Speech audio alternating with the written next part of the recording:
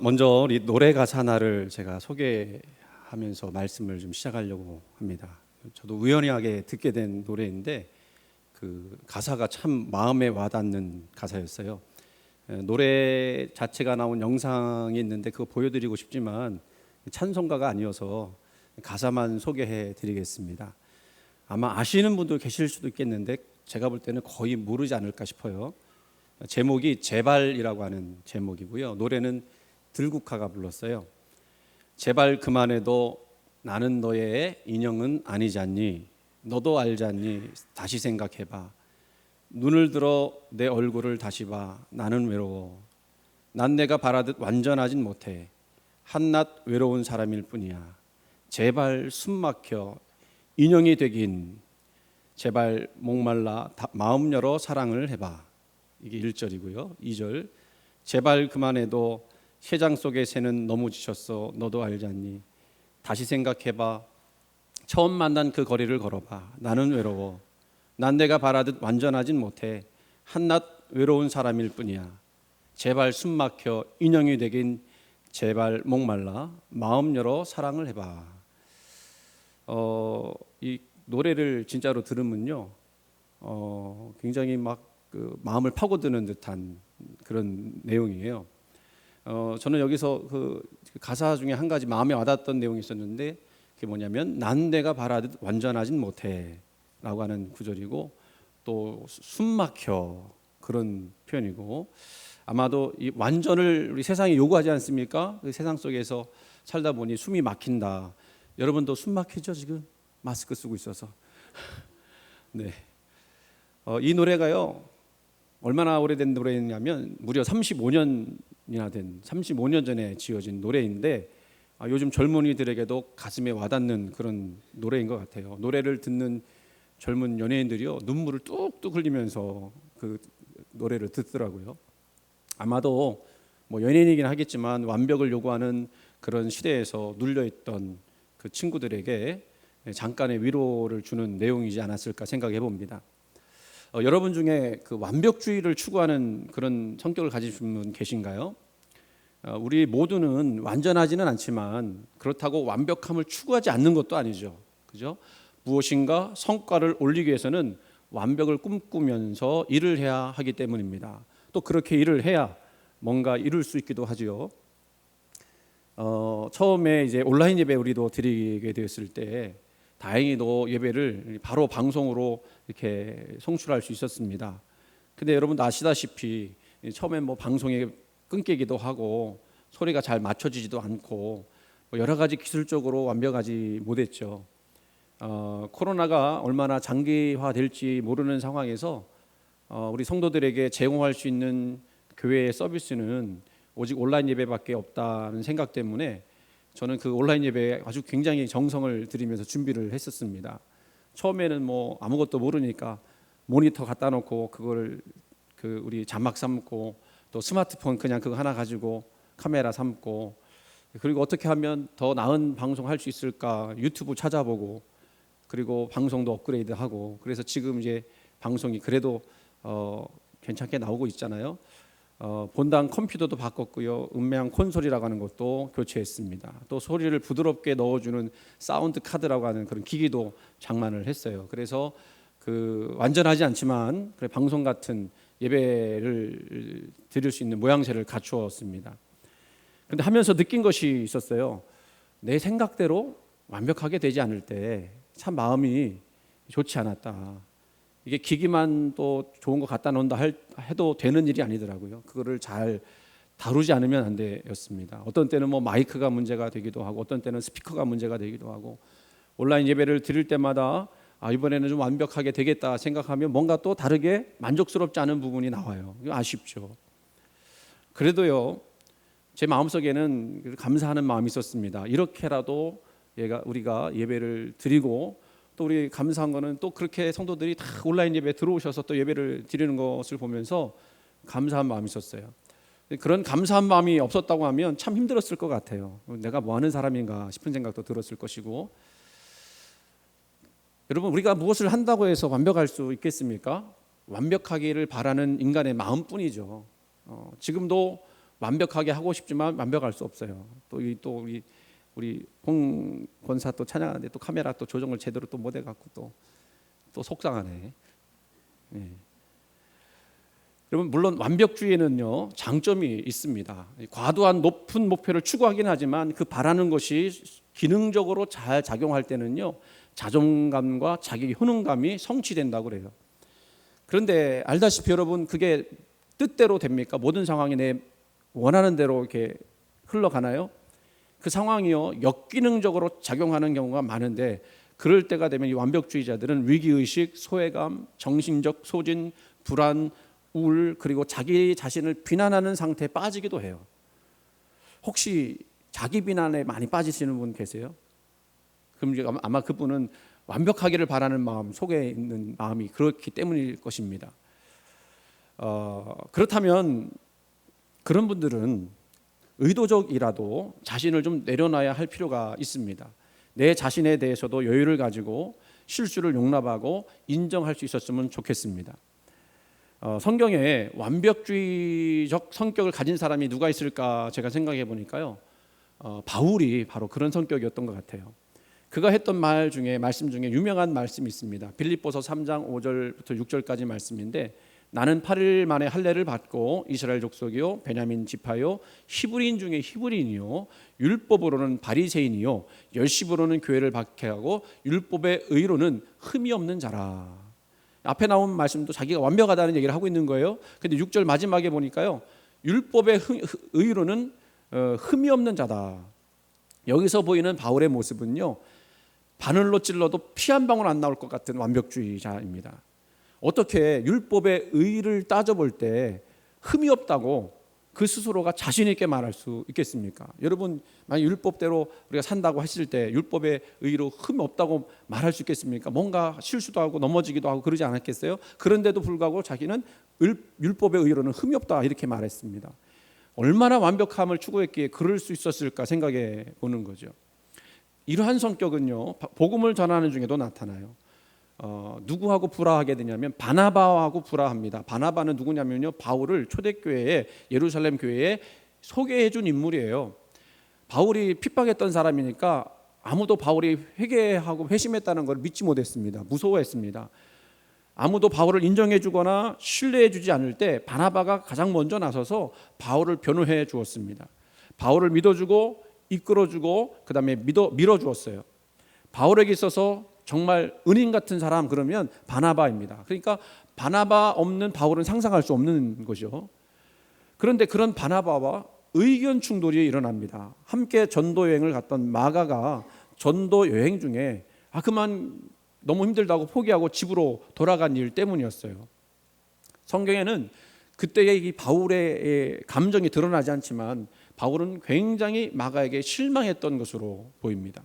그 후에 다시 전도 여행을 가게 되면서 바나바가 마가를 데리고 가려고 했을 때 그때 바울이 그걸 용납하지 못해요. 어떻게 전도 여행을 하다가 그 하나님께서 맡겨진 사명 감당하다가 중간에 포기한 사람을 다시 데려갈 수 있느냐? 나는 못 데려간다. 그래갖고 바나바와 대립을 하게 됩니다. 자기 영적 지도자인 바나바가 대립각을 세운 거죠. 왜 그랬을까를 생각해 보면 평상시에 완벽을 추구하는 바울의 성격이 그대로 드러났기 때문이다 생각을 해볼 수 있습니다. 이렇게 완벽했던 바울이었는데 이 바울이 변하게 되는 경험이 나옵니다. 그게 뭐냐면요 그 유명한 육체의 가시 때문에 그래요. 고린도후서 12장 7절부터 10절까지 말씀인데 그거를 차례대로 제가 말씀드리면서 설명드리려고 해요. 7절 말씀 보니까 여러 계시를 받은 것이 지극히 크므로 너무 자만하지 않게 하시려고 내 육체에 가시 곧 사탄의 사자를 주셨으니. 성경학자들이 말하는 그 육체의 가시가 뭐냐, 그 본질은 지금도 무엇인지 전혀 알 길이 없습니다. 뭐 안질이라고 하는 사람도 있고 간질이라고 하는 사람도 있고 또 어떤 분들은 그게 아니라 바울을 괴롭히고 박해했던 사람들이었다 이렇게 생각하는 분들도 있어요. 근데 제가 문장을 이렇게 살펴보면 외부의 요인이 아니라 내부의 요인이에요. 분명 바울의 몸에 무슨 문제가 생긴 것이 분명하다고 생각을 합니다. 근데 여러분 이 본문을 이 바울의 처지에서 한번 생각해 보는 거예요. 이 바울이 완벽주의자인데 자기의 몸에 무슨 문제가 생겼다 하면 이 성령 충만한 이 바울이 그거를 용납할 수 있었겠는가? 근데 그 문제가 어떻게 느껴지냐면 가시같이 느껴지는 거예요. 가시같이. 여러분 가시 찔려본 적 있으시죠? 그 가시가 박혀갖고 안 나올 때는 어떻게 합니까? 뭐 만질 때마다 또 건들 때마다 아프지 않습니까? 우리가 뭔가 완벽함을 꿈꿀 때는 육체의 문제가 생긴 것도 받아들이기가 어려워요. 완벽해야 되는데. 근데 완벽하지 않은 거예요. 다른 것들도 이상이 생기면 견디지 못하는데 몸에 이상이 생겨서 뭔가를 못한다. 이거 더욱더 견디기가 어렵습니다. 바울의 성격상 이 육체의 가시 때문에 닥치는 여러 가지 곤란들이 그의 마음을 굉장하게 괴롭혔을 거예요. 전도를 더 열심히 하지 못하게 되는 것은 물론이고, 전도를 하다가 육체의 가시 때문에 전도가 중단되게 된다면 얼마나 하나님의 영광을 가리게 되는 것인가, 그런 생각 때문에 불안했을 것입니다. 초조했을 것입니다. 회심하고 평생 하나님을 위해서, 주님을 위해서 목숨 바쳐 살겠다고 했던 바울에게는 도저히 그 문제가 용납이 안 됐을 거예요. 그래서 바울이요, 이 육체의 가시가 떠나가기를 3번이나 주님께 간구했다고 그랬습니다. 8절 말씀, 이것이 내게서 떠나가게 하기 위하여 내가 3번 주께 간구하였더니.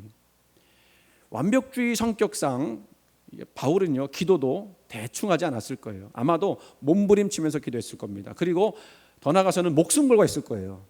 그런데 이런 바울에게 하나님이 뜻밖의 말씀을 주시는 겁니다. 9절 말씀, 나에게 이르시기를 내 은혜가 내게 족하도다. 이는 내 능력이 약한 데서 온전하여짐이라 하신지라. 그러므로 도리어 크게 기뻐함으로 나의 여러 약한 것들에 대하여 자랑하리니 이는 그리스도의 능력이 내게 머물게 하려 함이라. 하나님은 바울에게 뜻밖의 새로운 차원의 세계를 보여주시는 거예요. 내 은혜가 내게 족하다.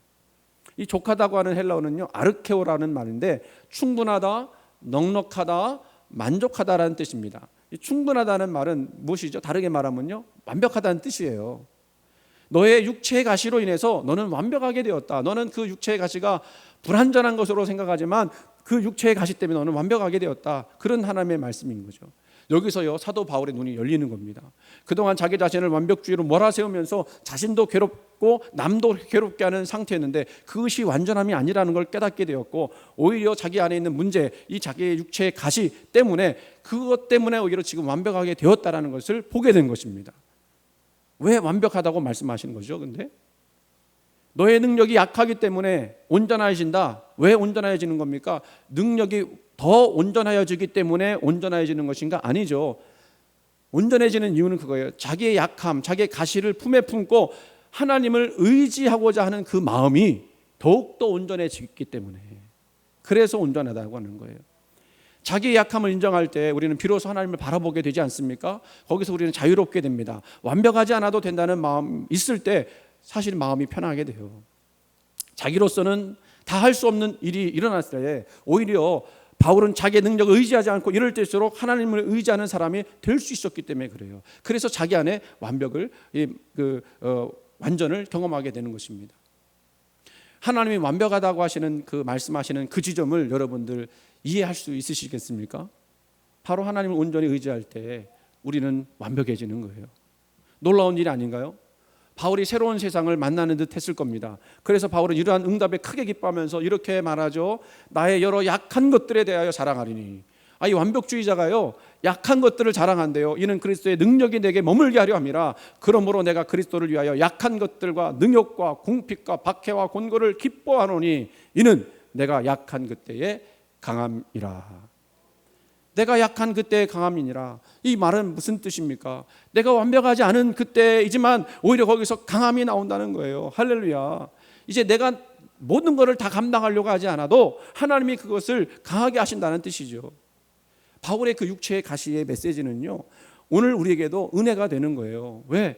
바울 같은 완벽주의자에게 그 가시가 있으므로 완벽하게 되었다고 하는데 우리도 사실은 완벽하지 않잖아요. 또 완벽하게를 꿈꾸지만 그렇게 되지 않아서 속상하잖아요. 그런데 사도 바울은 그것 때문에 자기가 약함을 자랑하겠다고, 하나님 의지하면서 나가겠다고 하지 않습니까? 위로가 되지 않아요, 여러분? 위로가 될 줄 믿습니다. 그 불완전함의 완전함의 그 아름다움을, 말이 좀 어렵죠? 불완전함의 완전함의 아름다움, 그 바울이 우리에게 전해주는 거예요. 불완전해도 아름답다. 바울이 경험한 육체의 가시는요, 이제 불완전함의 표시가 아니었어요. 이게 그에게는 이제 그게 뭐가 되느냐면 완전함의 축복이 되는 거예요. 우리는 이렇게 새롭게 자신의 연약함을 직시하고 또한 이러한 모습으로 어떻게 세상을 대해야 할지를 알아가는 존재가 될 때 비로소 인생이 성숙해지는 것입니다.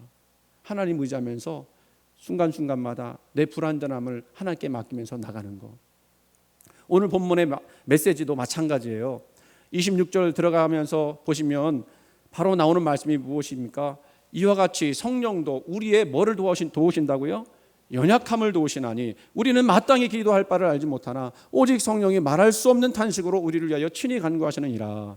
여기서 우리를 진단하는 성경의 표현이 뭐죠? 우리가 연약하다는 거예요. 연약하다는 말은 헬라어로요, 아스테네이아라고 하는 말인데 약함, 연약, 병, 질병, 그 다음에 이런 것도 있어요. 겁, 소심, 마음 약함, 이런 것들이 이 연약함이래요. 사실 여러분, 우리 모두 다, 저도 마찬가지예요. 나 자신의 약함을 보여주고 싶어 하지 않습니다. 왜? 괜히 깜보일까 봐, 다른 사람이 나를 함부로 대할까 봐. 여기 계신 분들 중에 나는 좀 소심한데 그 소심함, 나 소심하다고 드러낼 만한 분 계세요? 자신이 얼마나 지금 겁내하고 있는지 보여주고 싶은 분 계십니까? 없지요. 만약 누군가가 나를 그렇게 보고 있다면 굉장히 자존심 상할 거예요. 누군가가 저를 보고 정 목사님 굉장히 소심하네요, 그렇게 얘기한다면 저 굉장히 자존심 상할 거예요. 그리고 그렇게 보이지 않으려고, 대범하게 보이려고 막 그렇게 노력할 겁니다. 그래서 우리는 그런 모습 보이지 않으려고 애를 쓰죠. 연약함을 가립니다. 소심하지 않고 겁 없게 만들고, 겁 없어 보이게 만들고, 그것을 증명하고 싶어 하죠. 근데 문제는 뭐죠? 그건 자기를 속이는 거잖아요. 스스로 속이는 거잖아요. 약하고 아픈데도 강한 척하다가 마음에 병이 들었는데도 알아차리지 못합니다. 그런 과정 가운데서 나도 아프고 내 주변의 사람들도 아프게 되는 거예요. 그래서 우리는요, 우리의 약함을 드러내놓고 마음을 치유해야 합니다.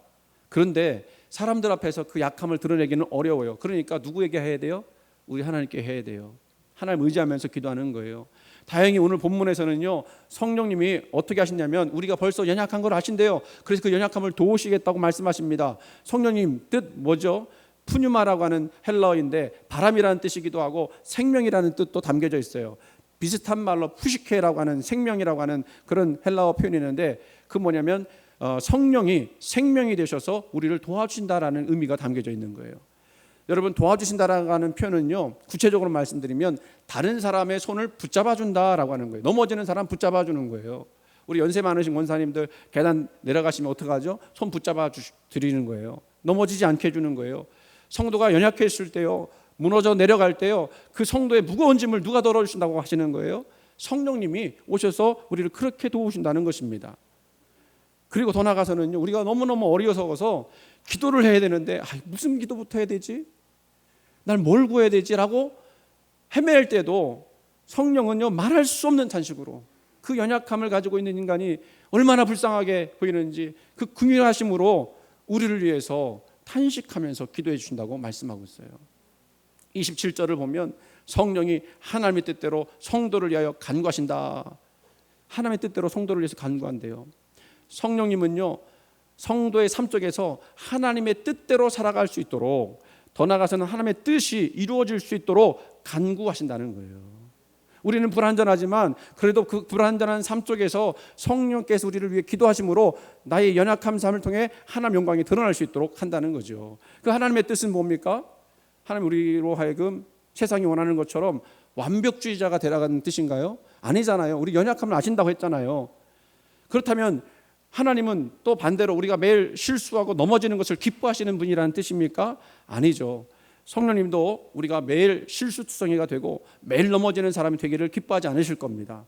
오히려 우리가 온전해지기를 원합니다. 그래서 28절이 참 중요해요. 뭐라고 했습니까? 이거는 새로운 차원의 영적 차원의 그 모습을 보는 건데, 같이 한번 다시 읽어보겠습니다. 시작. 우리가 알거니와 하나님을 사랑하는 자 곧 그의 뜻대로 부르심을 입은 자들에게는 모든 것이 합력하여 선을 이루느니라. 거기 말씀 보면 중요한 게 있어요. 하나님을 사랑하는 자 곧 그 뜻대로 부르심 입은 자들은 어떤 사람이냐면 구원받아 영생의 기쁨을 누리는 사람들이에요. 하나님과 함께하고자 하는 사람들이에요. 그런 사람들을 위해서 성령님은요 합력하여 선을 이루신다는 거예요. 모든 것 속에서. 그 모든 것은 뭐냐? 우리가 실패하고 넘어지는 것까지, 잘못하는 것까지, 그것까지도 하나님은 사용하셔서 선을 이루신대요. 그렇습니다, 여러분. 하나님이 우리에게 요구하시는 바는 무엇입니까? 실수 한 번 하지 않고, 한 번 넘어지지 않고 완벽하게 살아가는 것이 아닙니다. 완벽이 아니라 선이 이루어지기를 원하시는 거예요. 선함이 이루어지는 거. 그냥 선이 아니고 합력하여 이루는 선입니다. 여기서 깊은 뜻이 담겨져 있죠. 그 선이 뭡니까? 선이 뭡니까? 사랑과 긍휼과 용서와 용납이에요. 하나님 우리를 선하게 대하신다는 이런 것들이죠. 그리고 하나님이 우리에게 선 이루어질 때 결국에 우리는 스스로 구원을 이뤄낼 수 없지만 하나님은 성령님을 통해서 우리로 하여금 그 구원의 역사가 마침내 이루어질 수 있도록 도우시는 것. 그것이 선함이에요. 그래요, 여러분. 저는 그렇게 고백합니다. 우리는 실수투성입니다. 문제덩어리입니다. 넘어지기 1등 선수입니다. 그런데요, 하나님은 그런 우리들에게 완벽하게 하라고 하시는 대신에 우리 손을 붙잡아 도와주셔서 그 모자라고 연약하고 넘어지는 불완전한 것들을 가지고 합력해서 아름다운 하나님의 뜻, 구원의 역사를 이루신다고 약속하시는 거예요. 할렐루야. 교회가요 완벽하기를 원하면 좋겠지만 완벽하지 않잖아요. 이런 사람 저런 사람 다 있고, 이런 의견 저런 의견이 있어서 서로 부딪힐 때도 있고, 다툼이 있을 때도 있고, 아픔이 있을 때도 있는데, 그런데 우리가 그 가운데서 하나님의 뜻대로 부르심 입은 자로서 그 구원을 이루게 해달라고 기도하면서 나갈 때 하나님이 우리 교회를, 또 저와 여러분을 선으로 그 구원의 역사로 이루어 나가시는 거예요. 그래요. 좀 실수해도 괜찮아요. 아까 그거 좀 틀려도 괜찮아. 혼 안 낼게요. 잠시 창피하면 돼요. 그러나 우리 뭘 믿어야 돼요? 우리가 연약하기 때문에 성령님이 나를 도와주신다. 합력하여 선을 이루시는 분이시다. 나는 못하지만 성령께서 그렇게 하실 것이다. 이 믿음 가지고 나가면 담대할 수 있습니다. 하나님 우리의 그 연약함, 약점, 또 비겁함, 소심함도 쓰셔서 하나님의 그 일들을, 선함을 이루어 나가는 거예요. 여러분 안에는요 하나님의 선함이 있으세요. 그러므로 여러분도 마찬가지고 교회도 마찬가지고 우리가 추구해야 될 게 뭡니까? 완벽하게 되기를 추구하는 것이 아니라, 물론 그것도 해야 되겠지만 우리 교회 안에, 우리 성도들 안에, 내 마음 안에 하나님이 합력하여 이루시는 선을 추구하는 우리들의 마음이 되어야 돼요. 완벽하지 않지만 성령이 우리를 도와주시면 선을 이룰 줄 믿습니다. 그렇게 믿음으로 생각하고 나가야 합니다. 완벽하지 않아도 괜찮아요. 그 대신 기도하셔야 돼요. 우리의 실수와 연약함을 우리 주님이 붙들으셔서 그 속에서 선한 하나님의 역사가 이루어지기를 우리가 바라고 나가야 됩니다. 완벽하지 않아도 되는 이유가 여기 있어요. 아멘.